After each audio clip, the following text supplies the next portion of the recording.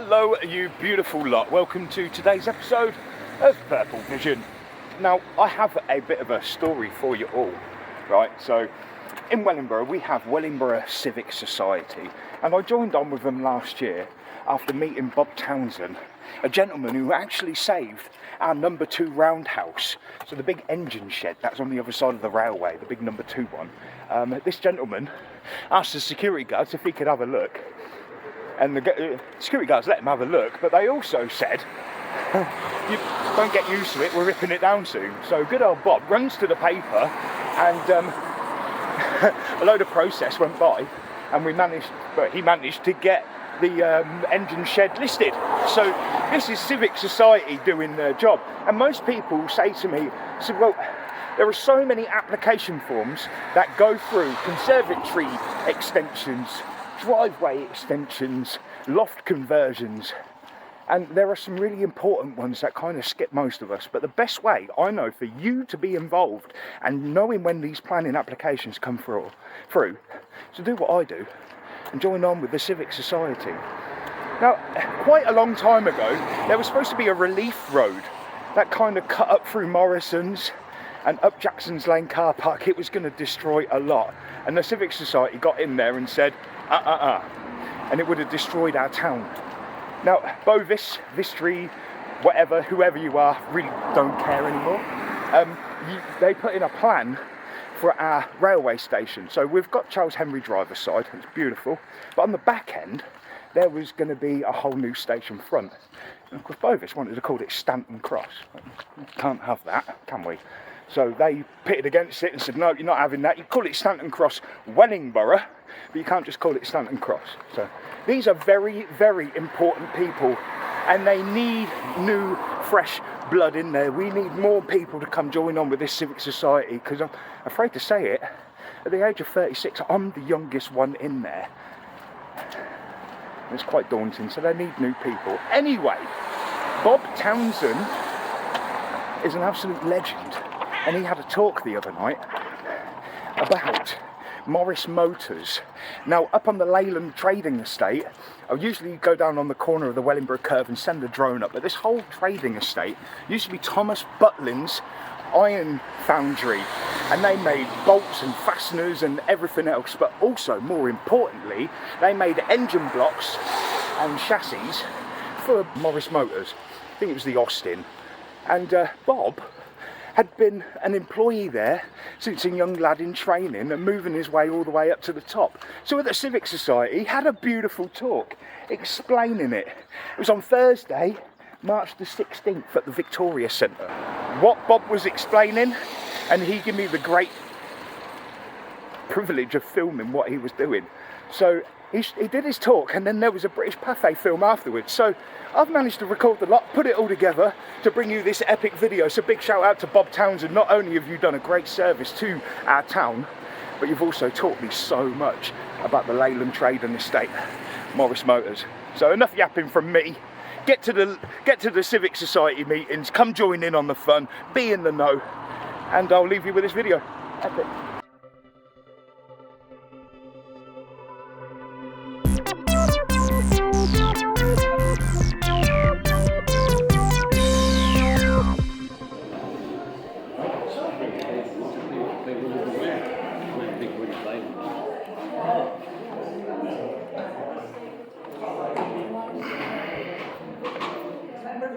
For many years, and I regret to say I know very little about you, Bob. Well, you'll perhaps know a little bit tonight, Yeah. particularly some of the jobs I did at the foundry. Apart from the fact, I know he was a magistrate, so be careful. Yeah. And the councillor, And the what? urban district councillor I Oh, was. over this walls. Yeah. That's going back a few years, isn't it? Yes. Anyway, are you ready, Bob? Yes, thank you, yeah. Well, I'm going to sit down and shut up then. Well, good evening, everybody. How many people remember Morris Motors? Good, okay, that's brilliant. So you remember it right from the start, really, other than as it's British Leyland. Can I say I started there, I've got to think now, in 1957. That's going back a few years, isn't it? When I first went to British Leyland, I went on the technical side, so therefore they were going to run me all the way through as a technical apprentice. And I started in the sand lab first, Then that was the age of 15, and at 18 I had a pay rise. I was on exactly the same salary from 15 to 18, because they didn't give you a pay rise then because you were an apprentice. So at 18, so I got a little bit more money. They then moved me down to the materials laboratory where we tested the metals that were in the foundry. And then later on, when we started merging with British Leyland and these people, I went on to quality control team. And can I say we were the only foundry within the company that got the quality certificate. And believe it or not, we got the quality certificate. We had best quality there was. We met all production targets. I think we only had one striker all the time I was there, and we made handsome profits, but they closed us. And they closed us because we weren't in the Birmingham area where all the motor industry was. We were out on a limb, so that's the reason we had to go. Sad day really, but there we are. What I'm going to do this evening is that I met a gentleman 2 years ago called John Bolton. And John and myself had promised Robert we'd try and do a bit of a booklet for him for the museum.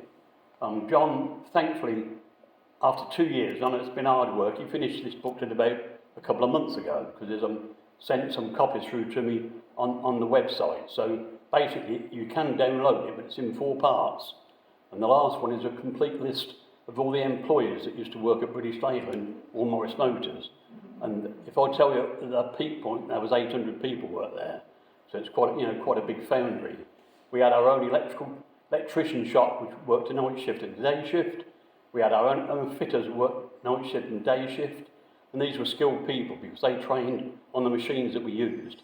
So if any of the machines went down, we got electricians that knew how to fit those machines.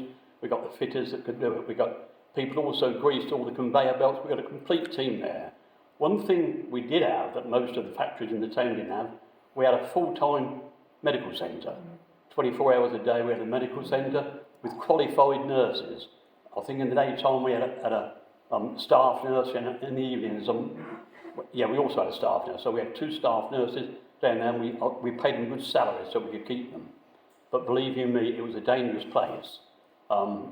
It was full of dust, sand.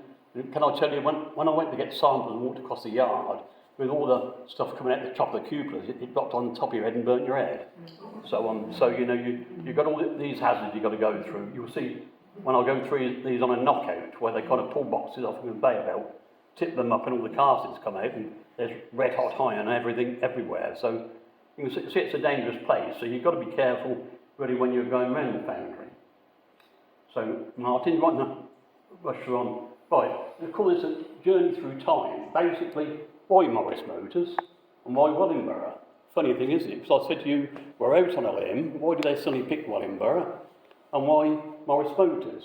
But if I tell you Lord Nuffield, I think got a bit jealous of Ford and wanted to make a tractor. And he wanted to make a tractor called the Nuffield Universal. He's got 2 foundries up in Cowley, foundry number 1 and foundry number 2, the place called Courthouse Green. But they hadn't got the capacity to build the big castings for the tractors. So looking around the area, they found out that Thomas Butlin had only closed a few years ago. They used to make large castings, and we got some very experienced people working for Thomas Butlin that knew about this sort of manufacturing. So Morris Motors went and brought the land from the council to build a foundry. So in 1947, we had a foundry purely just to make tractors. That's where we started, to make the tractors for British Leyland. Martin, if you can move on. That was Thomas Butlin's furnaces when they first started. And they made various things over the years, but it did start to dwindle down just after the war, and he closed it down. So there was a site left there, as I said. So next one, Martin. Well, these people here, you can see some of the names. These people transferred or came over from Thomas Butlin's to help us out at Morris Motors because they were very experienced in the fields and what they did. I mean, we got the chief pattern maker there, we got chief inspectors there, we got various people that knew the business and were going to help us really build these foundries. And because they left some of the plant there, they knew about the plant, they knew about the buildings, and within a short period of time, we could get up making castings. So we could kind of get tractor castings up and running. A couple of years afterwards then, because they found out that we were quite good at making castings, we also brought in what they call the A-series castings, which are heads and blocks for the minis, the metros, and all the Morris range. You'll see that later on here. So that's when we brought in a second foundry. Nuffield layout 47-48. Now, if you notice down that bottom corner, you can only see one foundry on there, and that's all there is. Just the one foundry. That's up the road, and basically then we got there through the. That was good. You got the end, should I? No, right, see that. Walk up here, and we go through there, through a tunnel up into the works. So that's the main entrance where we walk through. So we had to go through there up into the works, and that was the first foundry. I should think next to that must have been their fettling shop, because that's all they had in the early days, was just a foundry and a fettling shop. That's the layout as it was in 1959. So the bottom one here is that foundry you saw on the other one, the tractor foundry. You can see the water tower next to that. The small, thank you, whoever doing that. Martin, thank you. The small building below that then, that was the surgery. Next building on there, that was the fettling shop. Very dangerous there, because they used to knock flash off castings with air-powered hammer drills. And bits of flash used to fly off and hit them and everything. Very dangerous in there as well. Next one on then is the cylinder foundry, the big one at the top. Everything was under there, so basically they had fettling under there, casting under there, and core making. Right at the far end of these two shops were where the what they call cupolas were. That's where they used to build up the furnaces to pour the iron out. And the little building on the left-hand side, Martin, right over on the left. No, that's it. That's the pattern shop. We had our own pattern shop there that kind of modified all the patterns that had to go onto the machines. So we as I said before, we got a self-contained unit. Pattern makers used to come out, measure the machines. We had patterns from a company called Perez in Leicester. They used to bring them in, fit them on the machines, and away we went. And we got a lot of skilled people in there. The tractor main frame, largest casting to be made by hot box process in Britain. That's why we were good at hot box cores. So we were the only foundry that could do that, and foundry castings up to 227 kilograms. Next one, Martin. Thank you. They're the tractors. Nuffield tractors there at Ward End, all lined up. I think they're waiting to go through on the train, believe it or not. I think there's a train on the side there. So you can see that is the finished Nuffield tractor. I thought it was very good actually, but somebody used to tell me it used to be light at the front, so if you put too much in the train, it used to tip the front up. So that wasn't very clever, was it really? But we sold quite a lot of the tractors, so it's I think they were popular at the time, so quite fast as well. That was the thing. That is, as it says, a gearbox casting. Now, if you compare that to the fellow standing alongside it, you can see how big it is. That was quite heavy, and they had to make two different core moulds for that, fit them in the boxes to mould that in cast iron. But that was for a tractor gearbox. That's the frame. That's the part that goes right underneath the tractor. So that's what everything sits on, was a main frame. Once again, quite big, quite bulky. Got other ones standing up on the side there, so you can see the height of it. And believe you me, trying to move that around the factory, I mean, I had to lift up with overhead crane and chains coming down to pick them up to put them onto the trucks to take them out the doors. But they used to spray them on with red oxide to stop them from rusting. Like development of the tractor foundry. Okay? Right, you can see that picture again there, at the bottom there. Look, you can only see the wooden buildings, and the 59 above is where you've got the complete buildings together, which is, you can see it's a lot larger as we're moving on through time. Right, this is the core shop. Tractor foundry core shop. You can see all these gentlemen standing there in the coats because it's so cold. I mean, it's like a flipping ice house down in the foundry. So cold, I mean, it's got this end, I think it's standing near the other oven, so it'll be a bit warmer. The big large thing at the bottom there is a core oven. What they used to do is they used to ram the cores on the benches like this, drop them out on metal plates, and then put them into the ovens. And they used to go around the ovens on a carousel that kind of went up and over and came down the other side. It took a few hours of timing in these ovens to bake them to where they want them baked to, so they wouldn't crumble or break up. They were working there from early in the morning right the way through. Could I tell you, they had our dinner, we started at 7:30 in the morning and finished at 5 o'clock in the noon, so that's quite a long day. And we had our break for lunch, and that was the working hours. Now that is a melting shop, we call it. Now these are where the gearboxes used to come down, was on this belt. They're the big ones. They're the other ones got Petrus cranks, cages, and brake runs on the other line. But they're the two lines. You can see the metal tool there because it's a melting shop. These overheads used to carry the ladles for us when they used to pull the ladles on with molten iron, and then pour the oil into the castings on them tracks. And the tracks used to go around slowly to give the castings enough time to cool and set before they get to the other end. You can see there now where they go around the corner to come down the other side. That side picture there is what's printed on the wall, so you can see what was on the wall of the foundry there. When they went down the other side, that was the cooling area, where they just let the conveyor belt run down and cool all the castings off. And then they used to pull them off there, as I said, at the bottom end onto the knockout, and knock all the castings out and put the boxes back on the conveyor belts. There's a picture there of them pouring metal into one of the moulds.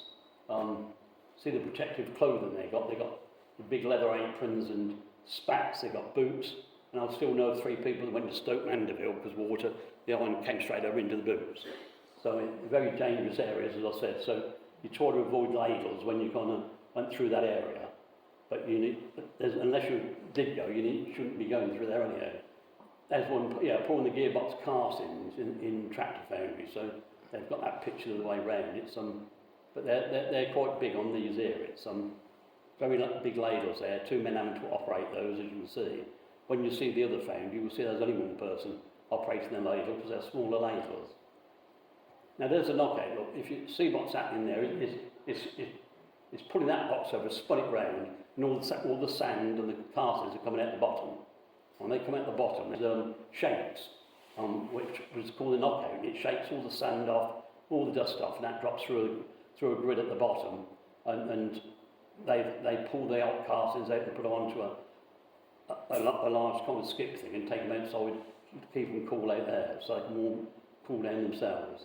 But people doing that all day long. That's the thing that's worked by a crane in the end, that one there, because it's too heavy for anybody else to work. So, but that's from the gearbox. So you can see how big the box is for that.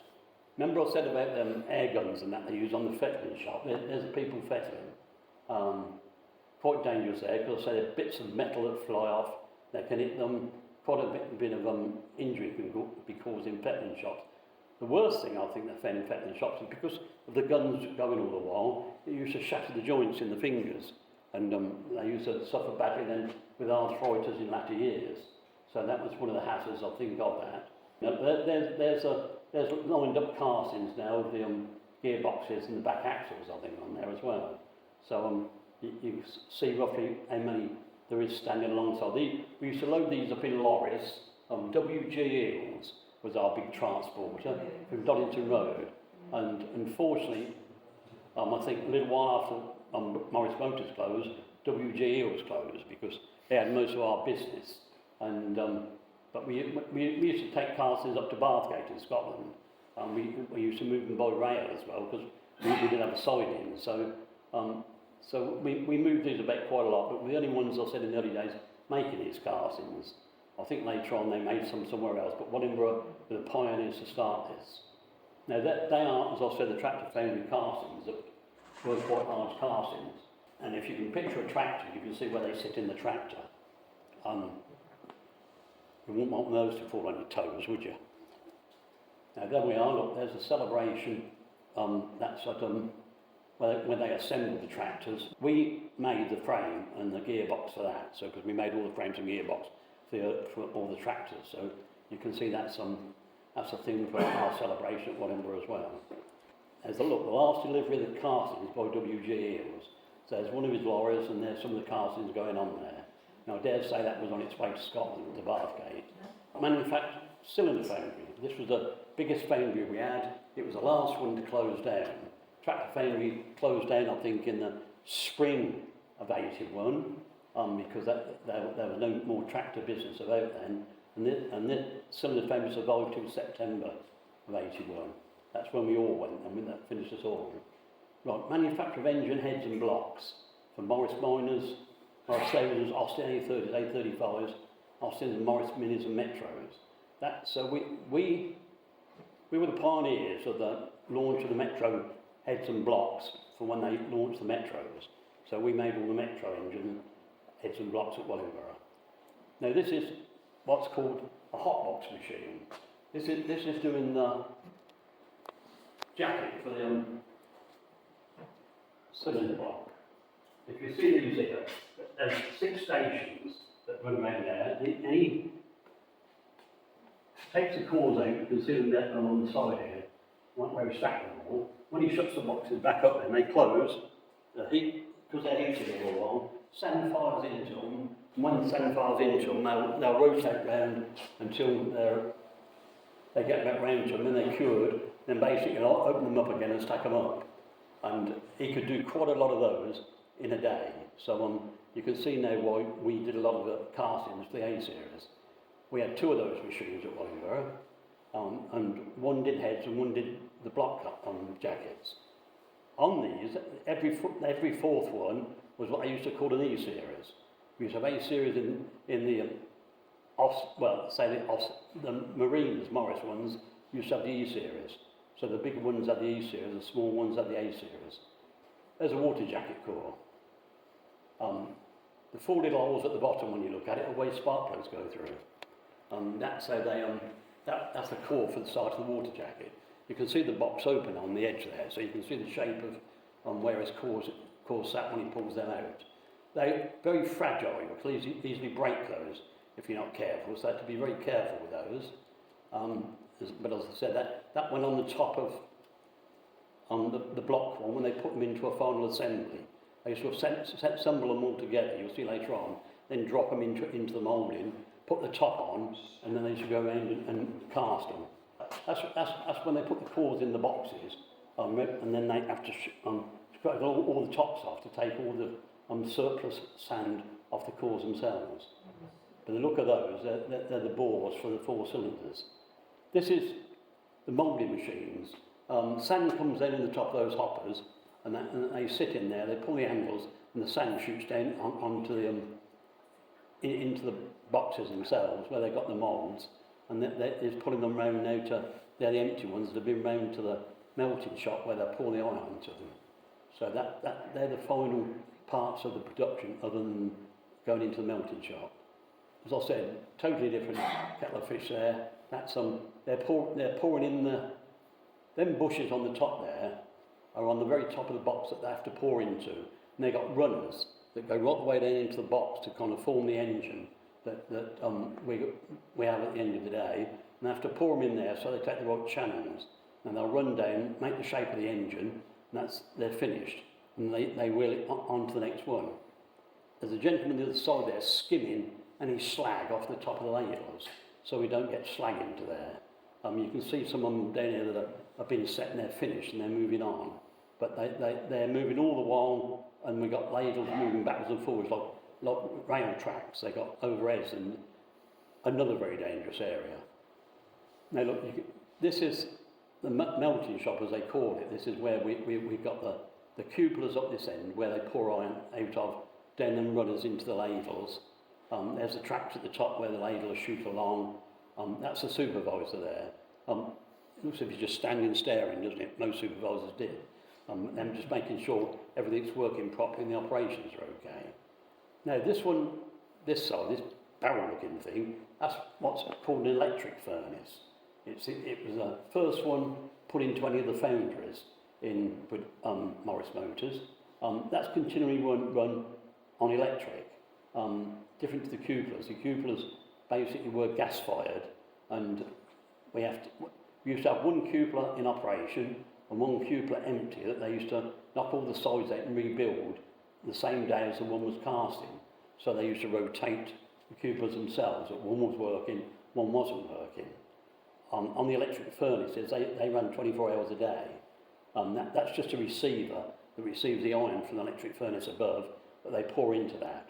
And that keeps it hot for them, so they can pour it into the ladles. You can see it working there where it's pouring it into the ladle.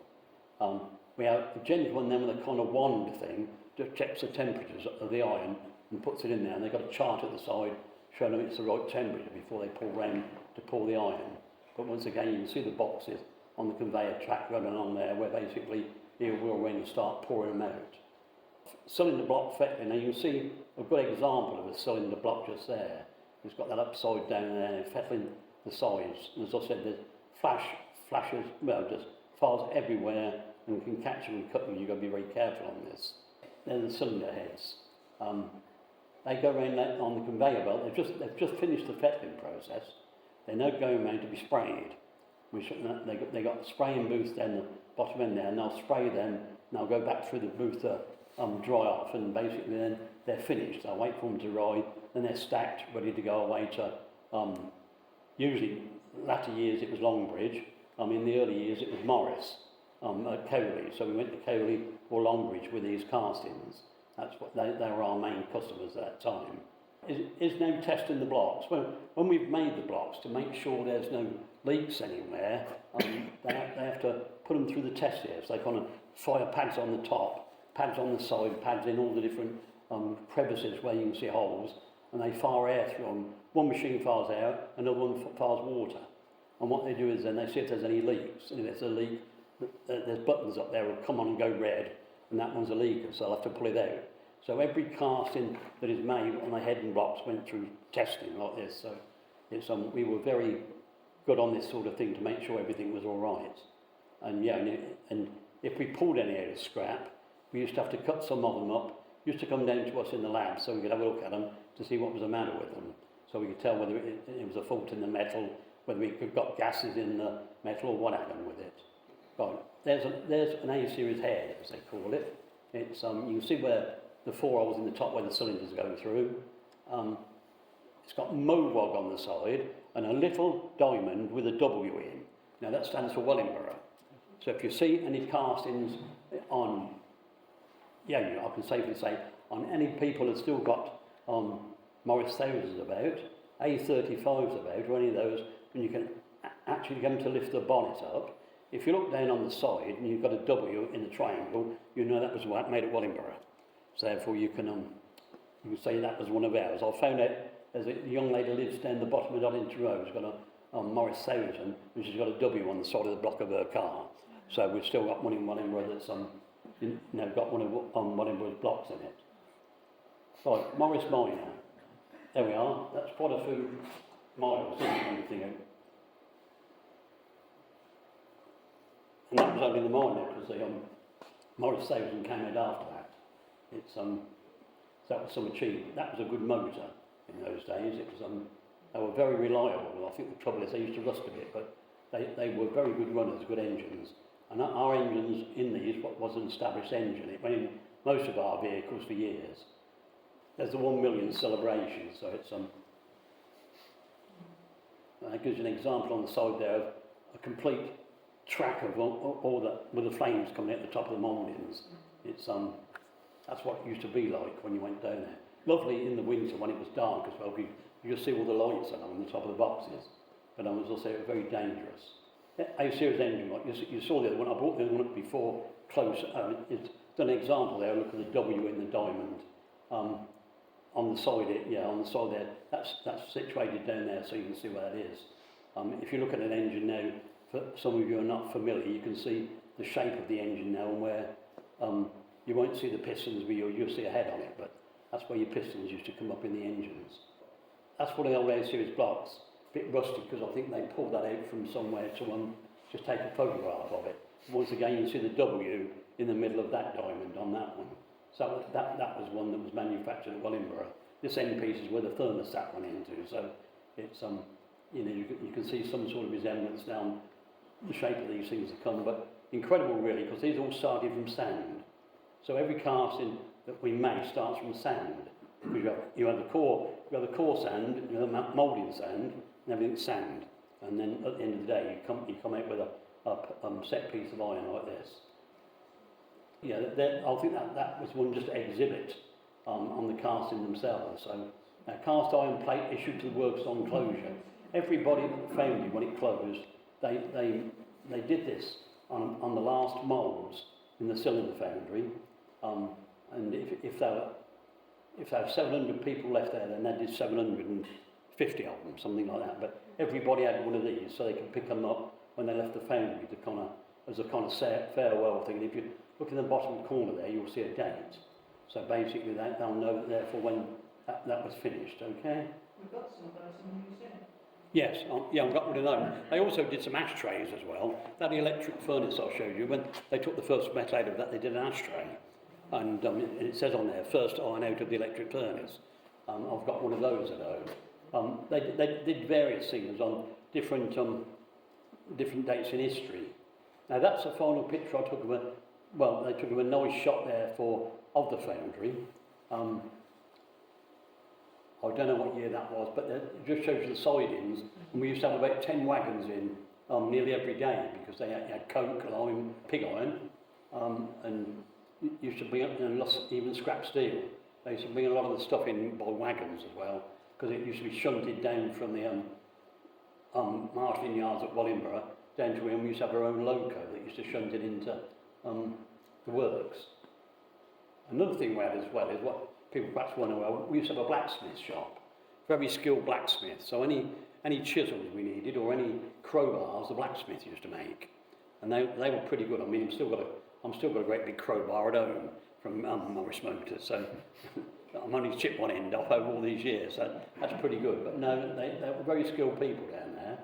I'm going to read a little article out of this book to you, what they said when they went over to British Leyland, and give you a few dates on when these things happened. So you've got some idea through history on how things happened. And then we're going to show you a film, believe it or not. So if you bear with me.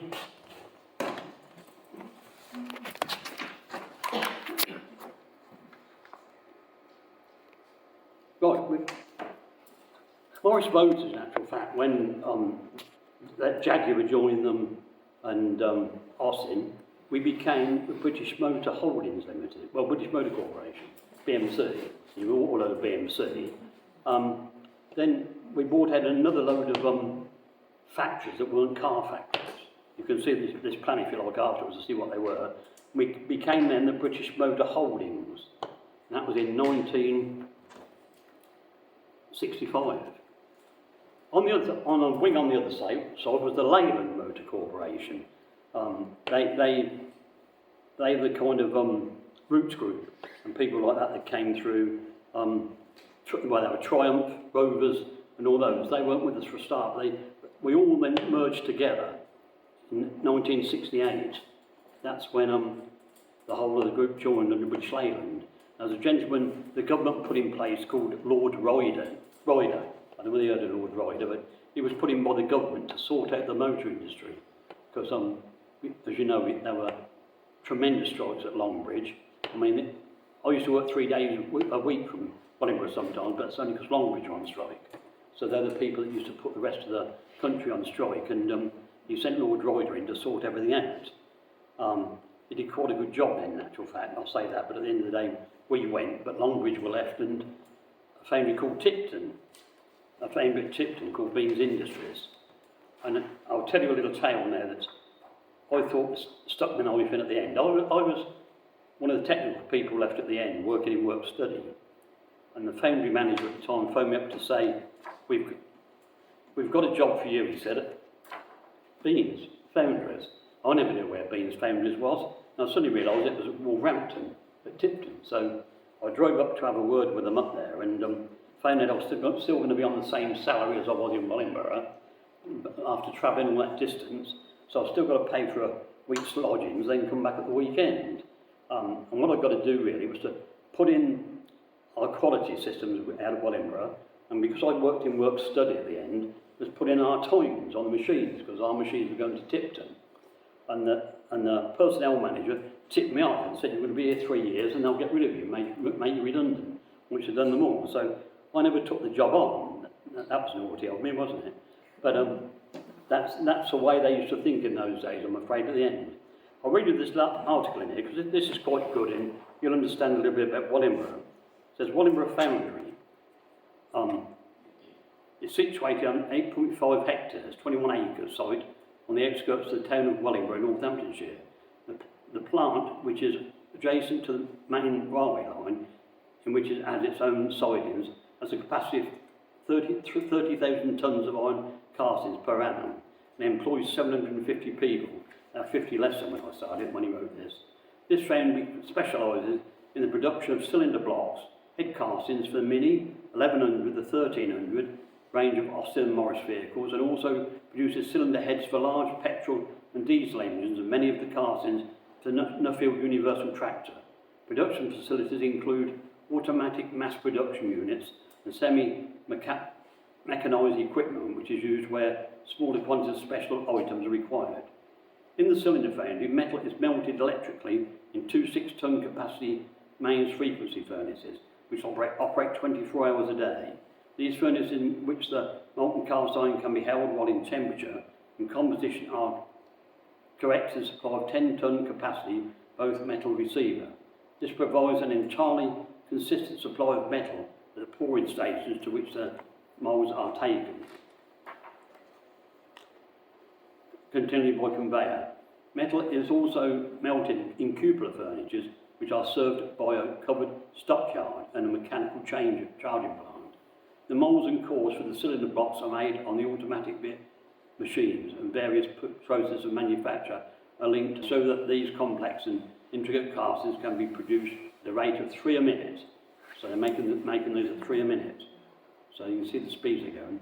The most modern method of core making, known as the hot box process, which produces cores of great accuracy, is extensively used. In many cases, accuracy of the settings of the cores in the mould is ensured by the use of power-assisted core transfer jigs. Dimensional checking of actual cylinder blocks castings before dispatch is carried out in electronically activated gauging machines, which rejects any which do not meet the requirement N. The second foundry, known as the tractor foundry, produces a variety of castings of a range of sizes from 7 to 227 kilograms, that's 15 to 500 pounds, and there again some of the largest cores are made by the hot box process. One of these cores used in producing the main frame of the Nuffield tractor weighs 100 pounds and is believed to be the largest core made by the process in Britain. So that was basically Wellingborough Foundry.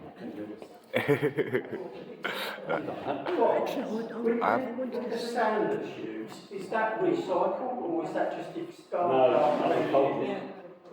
it's what the core sand, you mean? Yeah. Ask Judith where the core sand's coming from. Well, at Wilby, I'm a farmer, and at Wilby we have a big silica pit. Ah. It's as high as the sides of it, as high as this room. Oh, right. Yeah, and years ago, they used to dig it out, put it on carts and take it with the horses down to the foundry. Oh, right. And it's called silica sand. It's white. Yeah. Looks like the cliffs of Dover. Ah. Yes, and they also took it to Thrapston. There was a foundry at Thrapston. Yes, but I never remember them working it. When I got married, it had ceased to be used. Yes. It all started with silica sand. It's not like sand on the seaside, you know. So it was silica sand. They added oils and resins and molasses to the sands to make the different mixes you wanted. And so it was discarded after every block? Yeah, well, you see, once it went trying to knock out anyway, so it was all burnt away and it just kind of fell into a pit. I mean, the stuff that were left in the tubs, that didn't dismantle at the end of the day. You couldn't use it anymore, you see, because it was made for that one mix. And I said the labs would be going and picking samples of sands to check it, you see, to make sure it was the right specification it should be. In fact, we used to have, of course, I was starting in the sand lab. I think we had 3 samples from the cylinder foundry, 2 from the tractor foundry, every hour through the day, you see. That's how we run, the same as the materials lab. You know, we had 3 samples from the cylinder foundry, 2 from the tractor foundry every hour, running through the day, and we did various analysis on them, just to make sure everything was right. If it wasn't, they just stopped the plant and didn't carry on, you see, until they corrected it. That's how hot we were on quality. You know, as I said, we were the best foundry in the group, no doubt about it. You know, because we did get the deaf standard, you see, at Wellingborough, where nobody else got it. And really that's down, when you think about it, we did a good management, because, you know, that's the way they geared the foundry to go. You know, and it's, yeah, there were a lot of people proud to be there. I mean, we had families working there, you know, fathers and sons, even husbands and wives, and there's some other pictures that John's put on his thing, if you look on there. I'll tell you what, John put some beautiful ones on there, the children's Christmas party. Oh, I think we used to have one of the best Christmas parties in the town.